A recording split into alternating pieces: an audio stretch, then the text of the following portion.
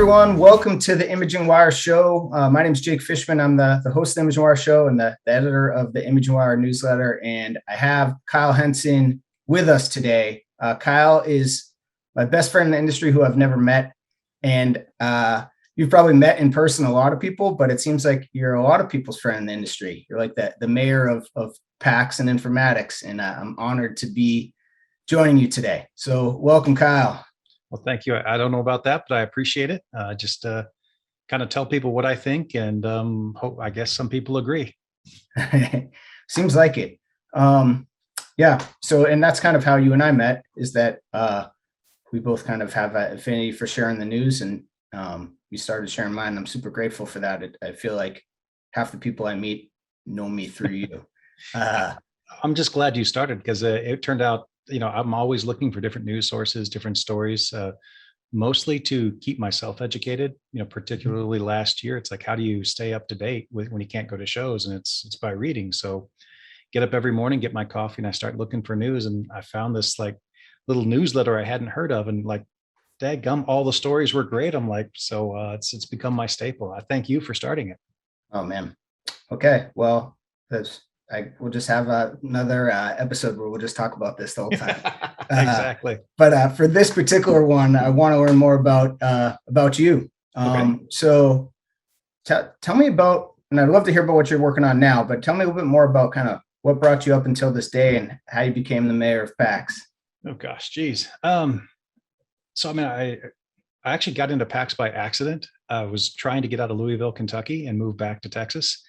And I was going through these boards and found this PACS company called AGFA. They're this crazy little Belgian company, Red Rhombus, you may know them. And they needed a project manager. And I said, oh, great. I'm a PMP. I'm a project manager. And my interview went something like this, like, are you a PMP? Yes, sir. Yeah, have you been in the military? Yeah, I just got out. He goes, you're hired. I'm like, okay. So I showed up a couple days later, a semi-trailer backed up, 36 pallets came off the truck. And I said, okay, great. What's this thing called PACS? Had no idea. I had some amazing mentors early on. Abby, still love you. You were great, and got me started. And I've just loved it ever since. From there, I've was a vendor for a while, went through the consulting phase where I did a lot of, as a consultant, sort of helping hospitals go through the PACS transformation, right? Back when we were ripping out dark rooms. And then from there, sort of transitioned over to the provider space, worked building imaging centers, worked for Tenant for a while as managing the 70 hospitals and the DNA there. And then went back through data migration, did some data migration work. And then most recently, I've been working on deploying cloud PACS and cloud archives. So kind of bounced around all three sides of the industry, which has been a lot of fun, and I'm always learning. So just it's been a great ride. Loving to see what's next on the horizon. Me too. And let's make sure that we get back to the cloud PACS side, because that's sure. super interesting to me. So I understand you have some things to kind of have your focus right now. Tell me what you're working on. Well, I'm passionate about learning, and I went back to school about 5 years ago. I am finishing up my doctorate, and the last piece I'm working on is my research project. And I'm doing my research on burnout in radiologists. I mean, it's been a huge thing impacting our industry. It impacts a lot more than you think. More than half the physicians are burned out, but that affects patient care, quality of care, patient safety. It affects the workplace in terms of what is the motivation like for everybody in the team. And it's rather staggering how big of an issue it is. And so the focus of my research is not about, hey, does this exist? We all know it exists. But I said, well, how can I help prevent it? And so what I'm really studying is what environmental factors, or what can the organization do to prevent burnout for not just radiologists, but for anybody. Burnout is kind of a misunderstood concept. Most people think it just means you're tired. Either you're tired or you're angry. And because that's the outward sign that you see. But it really consists of three main symptoms: exhaustion, depersonalization, which means you don't actually think of your work or the patients as people, it's just widgets. And then professional efficacy, which is how do you feel about your skills in your job. So those are the three symptoms of burnout. And then when you look at, well, what causes burnout? Well, everybody thinks more work equals burnout. And that's just one of the dimensions. So when you really break it down, burnout actually, the term was coined back in 1971, and serious burnout research started in the 80s. So we've got like 4 decades of research about this topic. It just wasn't really mainstream, and it really hasn't, crushed our industry like it has in the last probably 10 years. So a simple way to break down burnout is there's job demands and job resources. And stop me if I get too academic, because I've researched this for like 2 years, so I'm a little geeky about it. But job demands are things that take away your energy, cause you to do work, or take mental or physical energy. Job resources are things that either help you do your work or replenish that energy. So if you have more demands than resources, you move towards the burnout. If you have more resources than demands, it gets better. And so it's actually a scale. Burnout is really on the low end. The high end, or the other end of the burnout scale, is what we would call engagement. Mhm. So engagement is when you're excited and you're thrilled and you can't wait to go to work. And you're full of energy and you just love everything you do, which is kind of like how I feel about imaging. And so it's the opposite. So really, the point of my research is I know that the work is there. There's always going to be a ton of work, and there's more work than radiologists. So my question is, of all the different resources out in the world, which ones matter to radiologists? Mhm. Which ones, if we provide them these resources, how will that help them get engaged and feel good about the work they have and less burned out? And a really fun fact I can show you in some of the research I've done. If you don't have enough work, you get just as dissatisfied as if you have work. People get bored. Like the human condition, we need to have a challenge. We don't need to have 80 hours worth of work, but we need a challenge to get us excited, and we need a challenge, but then the resources to meet that challenge. And that's what gets people the most excited. Something tough to do, but then all the things you need to meet that challenge. That's what people light up. And so that's what I'm trying to do, is find the resources. Now, I don't know that I'll get all my rads to light up, because some of them are working 60, 80 hours, but I want to make it better. And my goal is, how do I make it better for them?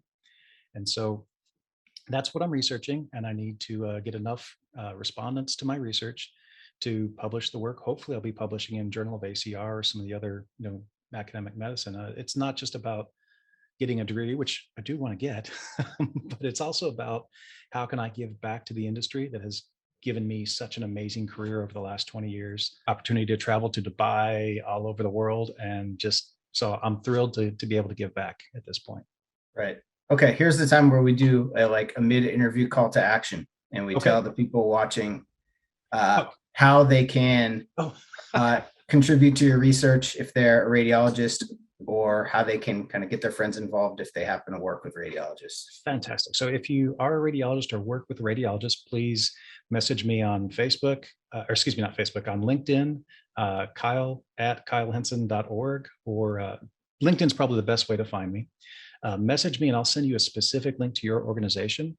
For radiologists, I'll do a specific write-up and assessment of your organization, how your doctors relate to the overall industry standards, and what your metrics are, both in burnout and the job resources. So you can have a very focused research for you, and you'll be contributing to the larger group. For the rest of us in the imaging industry, I have regularly post a link, and I'll post it here underneath the video. But imaging professionals, the rest of us that aren't doctors, you're important too. I have a different link for you guys. So take the survey. It's only 5 minutes, I promise. And you'll be really helping both me, but more importantly, you'll be helping your peers in the rest of the industry. All right. We'll do that again at the end of the interview. It's super important. Okay. Plus, I can't wait to call you Dr. Kyle. Oh, me too. Okay. So in addition to that, even though that feels like a full-time job, the way you just explained it, what are the other things that you're working on? Maybe tell me a little bit about Heartbeat. Oh gosh. So the other full-time job, right? So I've got my day job, my school, and then my other full-time job is, so I founded a company called Heartbeat. It's the company's intelligent imaging, the product's Heartbeat. I founded that about 3 years ago. And at the time I was a director of enterprise imaging at Tenet. I had 4 people to manage 70 hospitals, the VNA, and the viewer, PACS, everything. Well, there's other teams that manage PACS directly, but we had kind of this corporate relationship. And so I actually never knew if any system was up or down until the phone rang. And I would take call, and someone would call and say, Kyle, the system's down. Everybody, cats and dogs, it's things are bad. And it bothered me that I didn't know if a system was down. I had to find out when someone calls the help desk. And that's not the kind of service I wanted to provide to my doctors. But more importantly, what does that mean to patient care? So I went off and had this crazy idea, went off, left a job that I absolutely loved, and built from scratch a tool that will actually test every single DICOM device in the entire enterprise, rolled up to a single dashboard, and actually notify it. It tests proactively when there aren't patients around or when they are, and will identify down to the individual server where the problem is and notify the IT staff, there's a problem on this server, go. And the idea is we want to find problems before they impact patient care, so that the IT team can jump on board and hopefully fix the problem really, really quick. I mean, let's be honest. We all know, what does IT do? We jump on, we bounce services. Well, 9 times out of 10, restarting services fixes the problem. Well, if I can do that before the doctor picks up the phone, that's a win for everybody. And so that's what Heartbeat's all about, is diagnosing issues in really complex systems and trying to make patient care better again. Again, trying to do right for people. That makes sense, and I think that reduces burnout on its own without the research, right? Well, yeah, it certainly makes, because that's one of the main frustrations for a radiologist. Actually, if you look at what RADs look for statistically, the number one feature they want is no downtime. Number 2 is proactive monitoring. Shockingly, those are what RADs ask for when selecting a new PACS. It's more important that the system is there when they need it. And that's really what I aim to provide for them. Wonderful. So when you say you went out and built it, did you develop this product? Yeah, we built it from scratch. There was nothing. That's really You're cool. asking me, am I a developer? No. When I started, I started off in Mirth, which we did do some of our own work in Mirth. If you didn't know, Mirth does actually do DICOM transactions, but that got really, really heavy. So we scrapped that. I got a development shop. We went to Linux, and we're running everything on Linux, which gave us a much smaller, more reliable solution. Wow. What's the type of hospital that you would work with? Would be a client or a user of Heartbeat? It's going to sound trite. When I started, I only was thinking of organizations like 10, 50 hospitals or more, really complex scenarios. What I didn't see coming was one of my loudest vocal customers that's the happiest has like one facility, one PACS server. But the difference is they have a couple docs and they don't have a robust IT staff. There's one guy in IT and he can't be everywhere all the time. So I found that it actually trails down to the very small facilities as well, because they don't have expertise in IT. And when Heartbeat's running, it actually generates specific logs that say this server, this time, all PHI neutral. There's no PHI in my system. So you can email the error sheet to your vendor and say, fix it. And they'd love it, because they didn't have the detailed knowledge that I've had over 20 years of doing this. It makes it simple for people to maintain their system, even if there's only one server. So it actually scales up and down, surprisingly. The most value on either end, the biggest and the smallest, but we can augment any IT team. That's amazing. One more question about this. Sure. Yeah. So the folks who aren't using it yet, either because they just don't know you exist or like disruptions or whatever it is, what are they doing instead? What they're doing, the same thing we've all come to believe was the only way to do it. You have somebody on call and you wait for the phone to ring, and then you spend an hour or two trying to dial in, drive back to the hospital, figure out the problem, restart the server. So it's a lot of firefighting. And I'm trying to be the sprinkler system. Something happens, boom, we catch it immediately before any bigger damage occurs. Got it. So wow, that's really special. And these are mission critical systems. So if you can keep them up or spot them when they're down, that makes sense. That's what I hope. For me, we spent an hour to an hour and a half from the time the phone rang in my own environment with superstar rock star team members. It took us an hour to an hour and a half to find the problem after the phone rang on average. So when I built this to do it in 60 seconds. So if I can shorten even if there isn't down, okay, that sucks. But if I can shorten every instant by 60 minutes, I mean, think of what that does for the user, their happiness, their satisfaction. I mean, there's revenue impacts to the hospital. just all the way around, makes us better IT people and better able to support, the patients and the doctors. That's so cool. Okay. And then the other thing, I won't ask you what you're working on this time. I'll just tell you. Okay. Um, Yeah, I was like, "Whoa, oh man!" I got so excited on my research. well, I mean, space. you're a man of a lot of passions is what I'm picking up. And I understand that you're about to kind of start with a new organization. By the time this episode shows, you will be there. So tell me about the new gig. I am. I'm really, really humbled and excited to join the awesome team at Solus Mammography, and I'll be joining their imaging team. It's a really dynamic organization dedicated to taking care of basically to patient care. They started as a mammography only, almost like a boutique. Really great concept of looking at women's care and looking after breast health and making it a safe environment. I won't say fun, but a less sterile environment to encourage people to come in and get those screenings and make sure they're taking care of women's health. They've also started to branch out into some other full service diagnostic imaging. So the CT, the MRI, full service diagnostic imaging. So really excited to join that dynamic and growing team, and I hope to make a huge difference and help them accomplish their mission of improving patient care. Got it.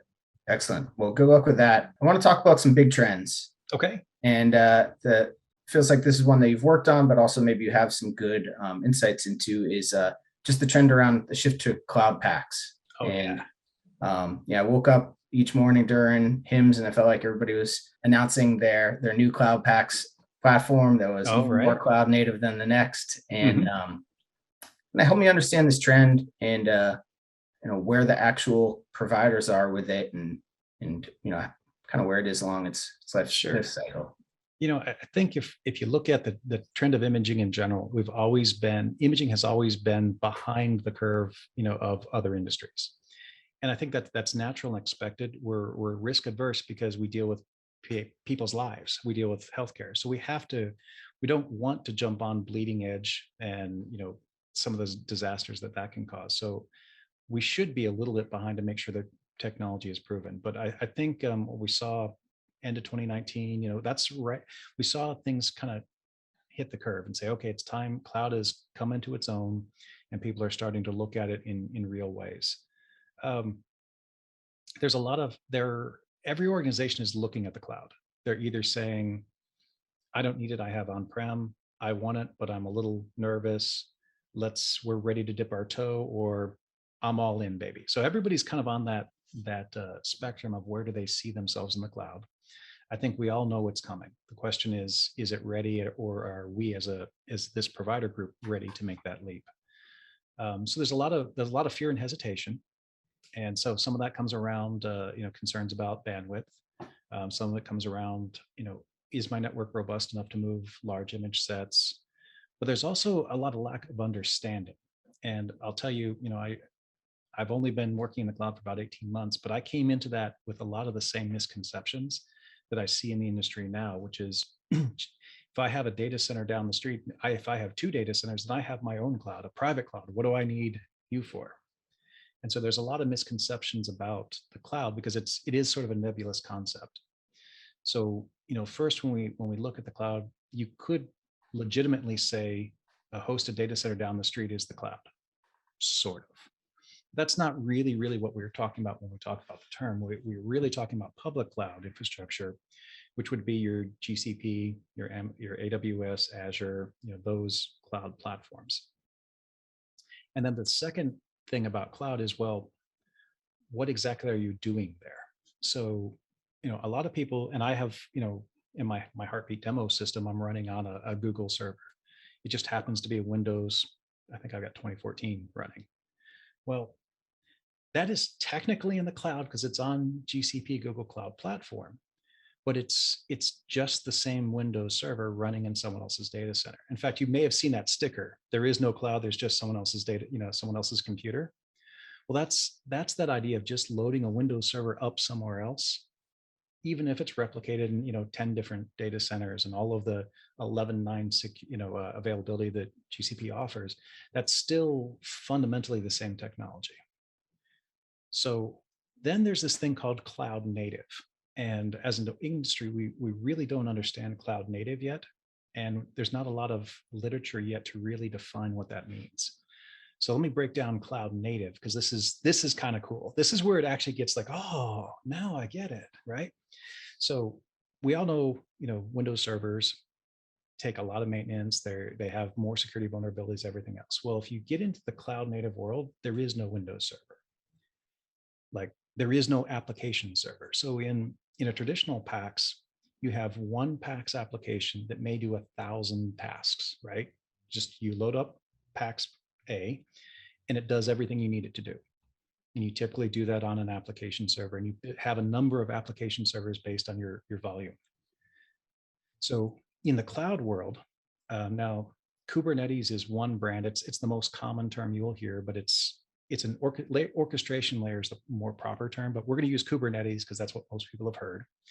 Kubernetes is a way that you break up the application into what's called microservices. So instead of thinking about one application that does 1,000 tasks, think about 1,000 microservices that each do one task. Kubernetes is the layer, the orchestration layer, that lets you turn on and turn off each microservice, which is think of an applet, a little piece of code that does one task. And so you only turn on and turn off the code you need when you need it. And that code could be running for anyone. So like all of a sudden, it's an entirely different technology when you think about cloud native than when you look at, just someone else's data center. And I think it's understanding that big difference that, again, myself, I was way anti-cloud 2 years ago. I thought it was just, another buzzword. Who needs it? Now that I'm starting to understand more about the technology, I'm starting to get it really is different, and it's super cool. And that does change the way we can do things. That is super cool. So if you look into your crystal ball and think about that, the hospitals and PAC center networks are out there. How do you see the adoption curve going? So I think we're getting there towards cloud with those that, that have the resources to move into it, that have the IT shops and everything else. A lot of people are getting caught up on the financials and what's the ROI and everything else. And I think cloud brings a lot of changes. So it's not a capital investment. It's more of an OpEx, operational investment, which that's a big shift for a lot of organizations financially. But it's also a shift of infrastructure. Before, we just had a ton of servers and a ton of storage that we had to buy. Basically, have to buy the same storage 3 times for every study. But we're shifting that infrastructure from storage to network. And once we have the robust network, then that enables cloud. I don't see cloud as being significantly cheaper. I see cloud as allowing you the flexibility. So, say you're working with a group that has, 70 imaging centers across the US, and, you want to acquire or move services. It allows you the flexibility of moving data where you need it, when you need it. Where you need, when you move the data to where it's needed exactly when it needs to be there. So instead of pushing data everywhere just in case, so in the old world, we did prefetching, and prefetching is a guess. What do I think a radiologist might want to see? And you take a guess and you push a bunch of data there that they may or may not use. Cloud is more about move the exact data they want, but only when they need it. And so it's more about flexibility of operations and flexibility of the organization than it is about reducing costs per se. And that may be heresy to some people, but all the salespeople are cringing. But I don't see it. It's not the same ROI that we've been necessarily selling. We really need to look at the value to the organization versus the dollar signs. That makes sense. And I don't know, most things that I buy get more expensive, especially these last couple of years. So I think that there might be some sticker shock just because the marketing's been telling them differently, but I think people will come around, especially when the operations are so much better. There's all these, super smart, sophisticated enterprise imaging and PACS companies who've been building up great products for years and iterating and iterating and iterating. Right. Not necessarily for products that were intended for the cloud. And say this adoption curve does, really, really increase the way that we expect it to, yeah. Yeah, the way, or the way that I don't really keep anything of importance on my computer. It's all in the cloud too. I mean, that's the way it works everywhere. Yeah.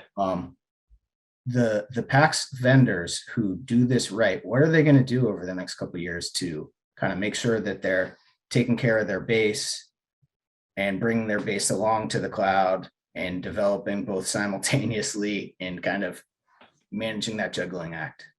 Wow. All right. That's actually a big question, because so part of it, if you're going cloud native, that inherently means stop and start from scratch. You can't take Windows code and just go, ta-da, it's cloud native. You can move it and run it on the cloud. So you can absolutely take a PACS server, throw it up to GCP and run it on the cloud. And it is in the cloud. But it's that that cloud native, that native word really means a whole heck of a lot. And that kind of means go back and rebuild all of your code from scratch. Take everything that you learned over the last 20 years, all of the workflow enhancements, and go recode it based on these microservices. And oh, by the way, pretty much all of the server, the most of these are running Linux in containers. So you're really rewriting your code with a different set of developers. You may have the workflow and know what you want to do, but you have to start over.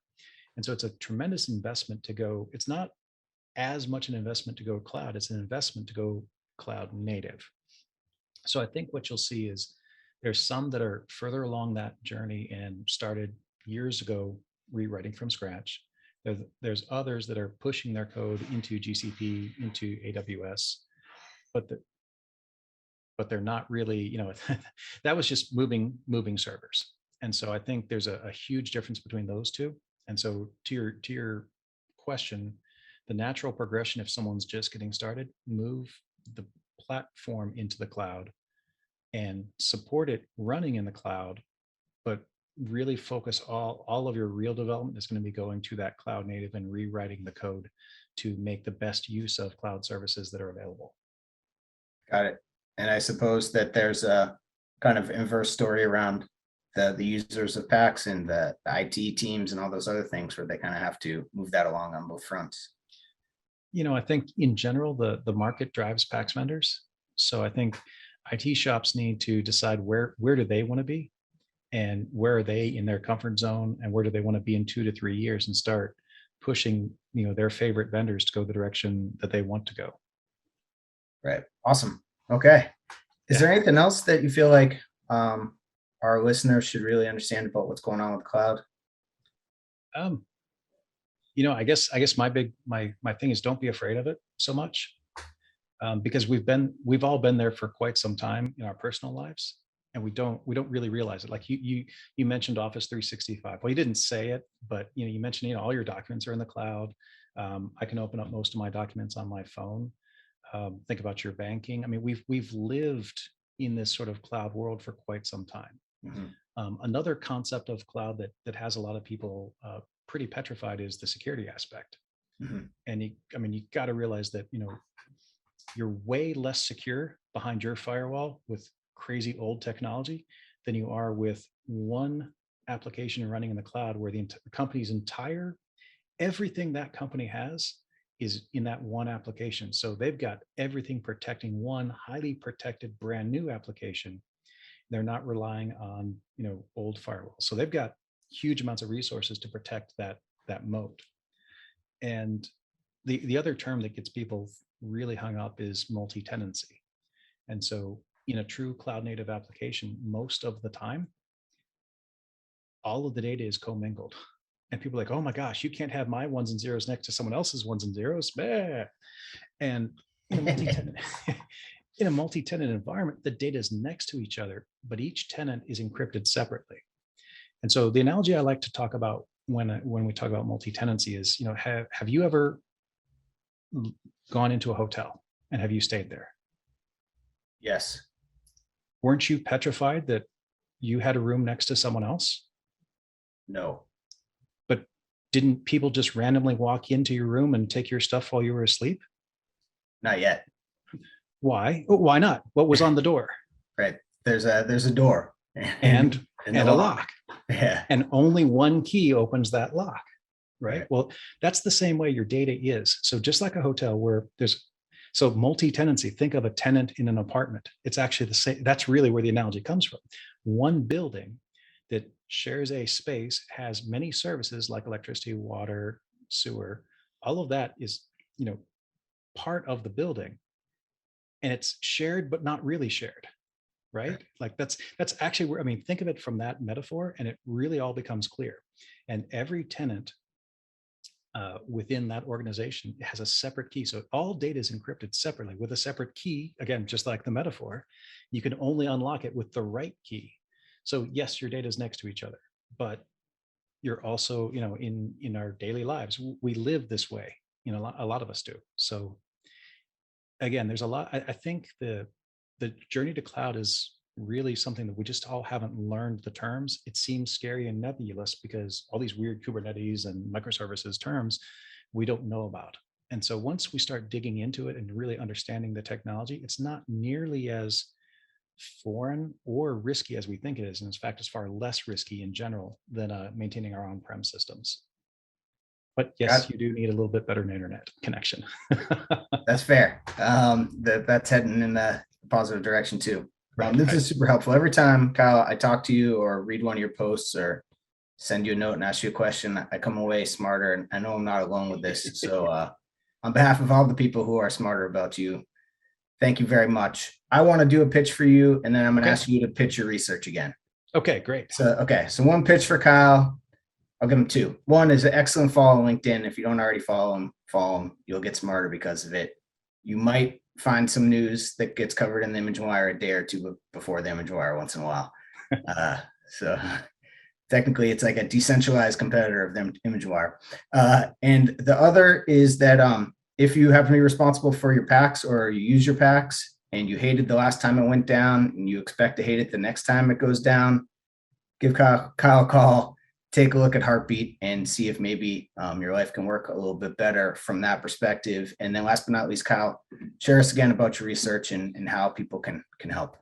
So I'm researching burnout in radiologists, burnout in the imaging industry, but more specifically burnout in radiologists. The goal is to help prevent burnout, because preventing burnout makes life better for all of us, physicians, the staff, and the patients. Message me on LinkedIn is the best way, or email me at kyle@kylehenson.org, and I'll create a link specific to your organization so that I can give you back the statistics of your organization and share with you the anonymized data, just the summary data of what your organization is like. And you'll be helping both me, but also helping all radiologists as we combat this real problem in the industry together. Good here.